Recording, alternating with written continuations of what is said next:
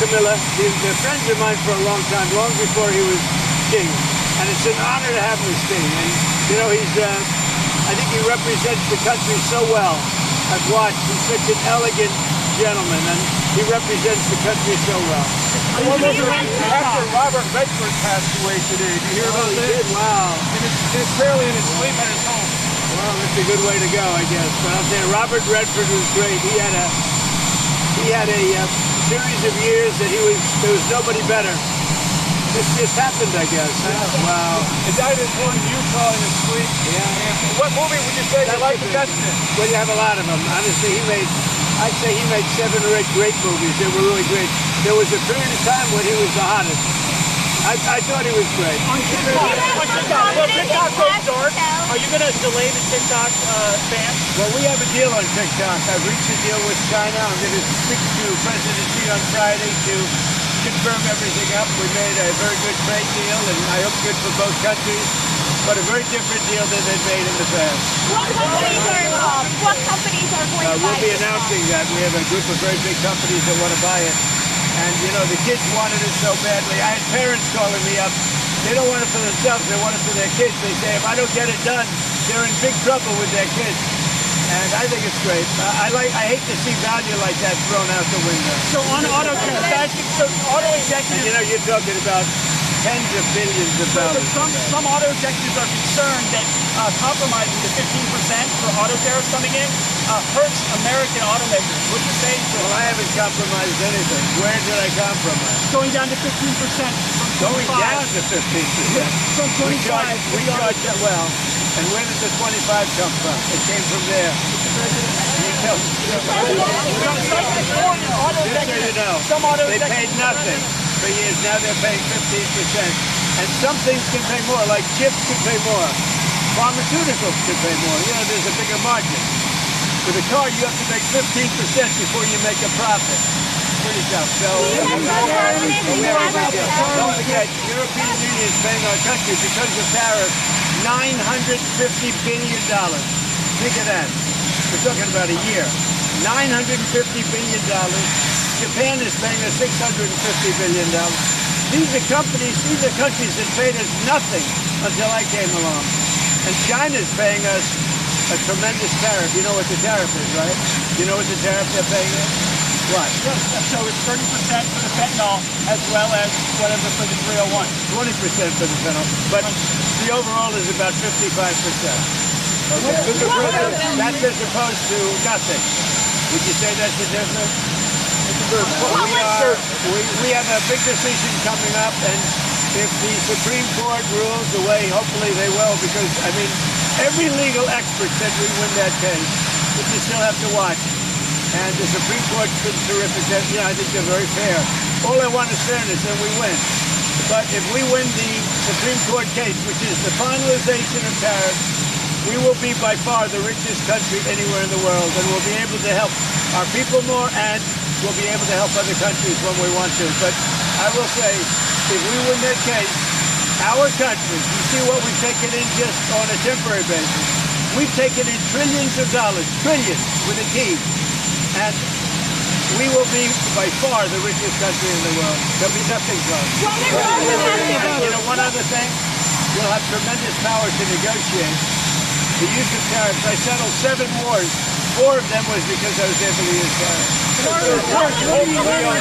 Hope Leo the other day in an interview criticized the fact that some CEOs make tons of times more in salary than average workers. He's worried about polarization. Do you share that concern? Well, I do say there's a big gap. I do say that. Don't forget, I'm a popularist. There is a big gap. Mr. President, it's been a month since you're meeting with Vladimir Putin in Alaska. A month on, you think that meeting accomplished what you hoped? Yeah, accomplished a lot, but it takes 2 to tango also. You know, those are 2 people, Zelensky and Putin, that hate each other. And it looks like I have to sit in the room with them because they can't sit in the room together. There's great hatred there. But no, that meeting accomplished a lot. Mr. President, you don't have complete confidence in Pastor Pell. What is the hope and comes from his testimony on the bill today? Well, first of all, I think that Pam Bondi has done an unbelievable job, and everybody agrees with that. And Cash if you take a look at what he did with respect to this horrible person that he just captured. He did it in 2 days. It took other similar cases 4 days, 5 days, 4 years. If you look at certain shooters. Now, I have confidence in everybody in the administration. My administration, and a lot of people are saying it, not just me, it's so far the best administration ever formed. You look at our financial people. Our country is making a fortune. We have to keep tariffs because our country is become successful because of tariffs. We have the case in the Supreme Court. That's a very vital case for the success of our country. It's very vital to negotiate with other countries. And remember, other countries charge us tariffs. That's a very, very big case. And if we win that case, our country will be by far the richest country anywhere in the world. And then we can help our people. We'll get rid of debt. We'll get rid of everything. We can help our people. And we can even help other countries where they need it. Mr. President, narcotics in Venezuela. Narcotics in Venezuela. President Maduro in Venezuela thinks that you're getting ready to invade his country. What is his message to him? Well, I would say this right away. Stop sending Tren de Aragua into the United States. Stop sending drugs into the United States. We knocked off actually 3 boats, not 2, but you saw 2. And the problem is there are very few boats out in the water. There are not a lot of boats out in the water. I can't imagine why. Not even fishing boats. There's nobody. Nobody wants to go take a fish. So it's one of those things. But I would say to him very strongly, stop sending people from your prisons into our country. They're sending their prisoners. They've done that already.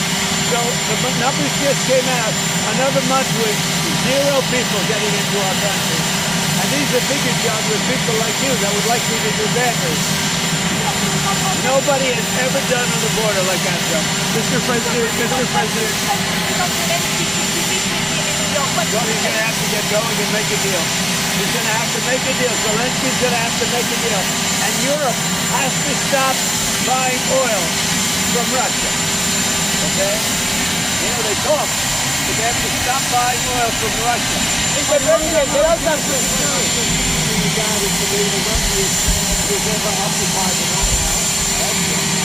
How much wealthier are you now than when you returned from White House? Well, I don't know if the deals are made for the most part, other than what my kids are doing. You know, they're running my business. But most of the deals that I've made, we made before. And that's what I've done for a life. I built buildings like I'm building a building here. You know where I'm building? You know what? You see that area? Yeah.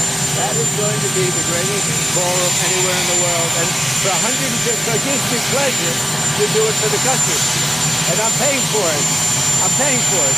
The country is not, and that's an expensive ballroom. I think it will cost $250 million, and it will be, I think, the finest ballroom. So for 150 years, John, you know this? They've wanted a ballroom, and now they're going to finally have it, and it's going to knock your socks off. President Trump said a president in office should be engaged in so much business activity. Well, I'm really not. My kids are running the business. You know what the activity, where are you from? I'm from the Australian Broadcasting Corporation, Four Corners Program. Well, the Australians, you're hurting Australia, right? In my opinion, you are hurting Australia very much right now. And they want to get along with me. You know, your leader is coming over to see me very soon. I'm going to tell him about you. You said a very bad tone. Go ahead, John. Maybe you can send a nice quiet. Mr. President, what are you hearing about the operation in Gaza, the Israeli operation? Are you concerned? Well, I'm hearing that they want to go in, and I'm also hearing that Hamas wants to take our 20 hostages plus dead bodies. You know, they have about 32 of them, and they want to put them in the way of any attack. And nobody's happy about that situation. It came out yesterday, I'm sure you saw that. They want to, supposedly they've taken the hostages out of deep caves and tunnels, and they're bringing them, putting them on the front line. Nobody's heard of that one for a few centuries. We saw that the UN said that Israel is guilty of genocide, has committed an act of genocide in Gaza. They voted on that? There's a new report out saying multiple acts of genocide. When it comes to a vote, we'll see what happens. That'll come to a vote, but we'll see what happens. And what do you make Pam Bondi saying she's going to go after a hate speech? Is that, I mean, a lot of your allies say hate speech is free speech. You probably go after people like you because you treat me so unfairly with hate. You have a lot of hate in your heart. Maybe they'll come after ABC. Well, ABC paid me $16 million recently for a form of hate speech, right?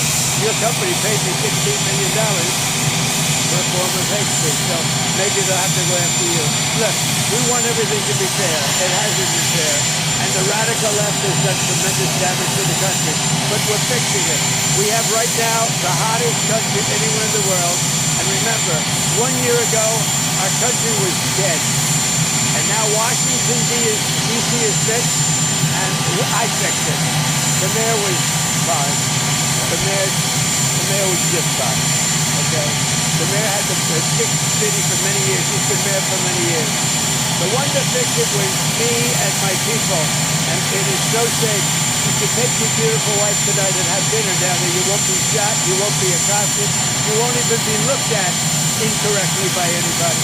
Washington, D.C. is safe. Now we're going to Memphis. We're pretty rough, to put it mildly. And then we're going to have to go. A friend of mine who is a big railroader, he stops at all the cities. He knows every city. He said, sir, you have to save Chicago. So I'm going to go to Chicago early against Frisco. Frisco's nothing. If Frisco is smart, he'd say, please come in. So last week, over the last week and a half, 11 people in Chicago were killed, murdered, and 38 were shot. And then Frisco, and by the way, this is going on constantly. If they lose less than 6 or 7 people a week with murder, they're doing a great job in their opinion. Chicago is a death trap. And I'm going to make it just like I did with DC, just like I'll do with Memphis South. Remember this. So a man comes into my office, one of the biggest businessmen. I'll tell you, he runs Union Pacific. Is that big? Biggest railroad in the world, I guess. And he started off as a railroader.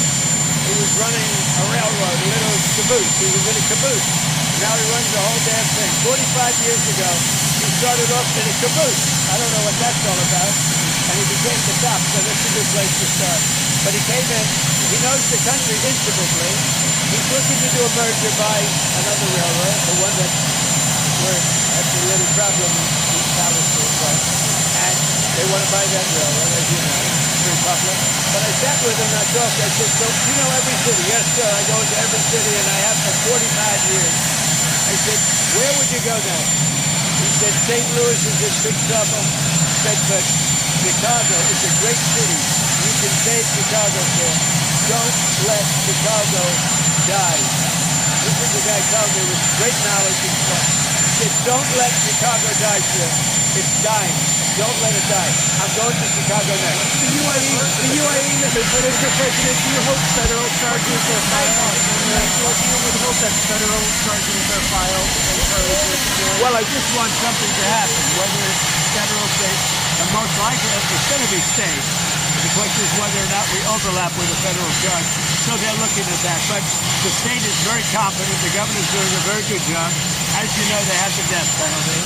It's a tough death penalty, too, as you know. But they have the death penalty. So as to whether or not we judge, we will be working with them.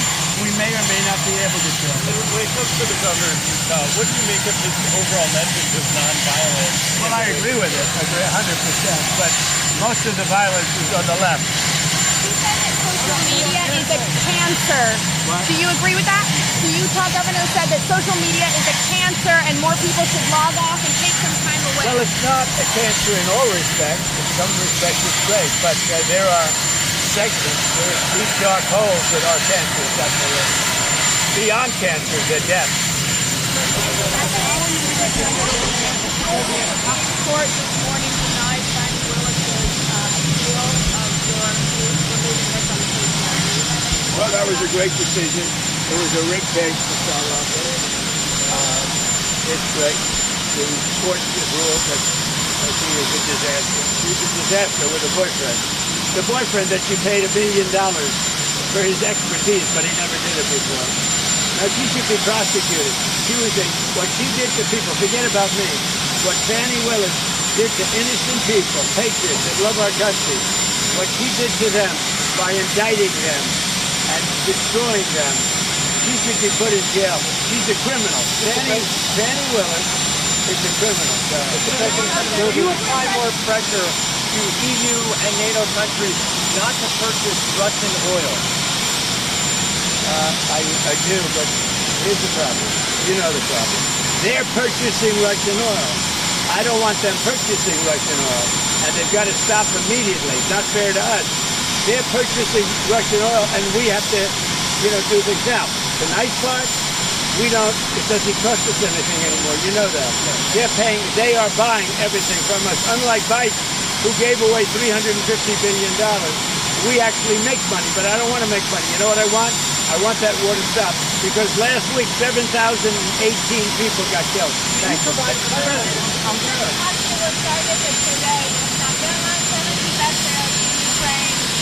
Where are you from? Will they come, and do you know when they will come? The patriots. What will come? The patriots. You know, 70 patriots to Ukraine 2 months ago. Look, let me just tell you, I love Ukraine. I love the people of Ukraine. That's why I thought there was a little Ukrainian accent. But the country's in serious trouble. It should have never happened. It's a war that should have never happened. The country's in very serious trouble, but I'm going to get it stopped. I've done seven countries. I've stopped 7 wars in the last 8 months. I thought that would have been the easiest because I know Putin, but it's not. Because there's tremendous hatred between Zelensky and Putin. Tremendous hatred between Zelensky and Putin. But we're going to get it stopped. We're going to the Supreme Court to stop this war. Don't even wait.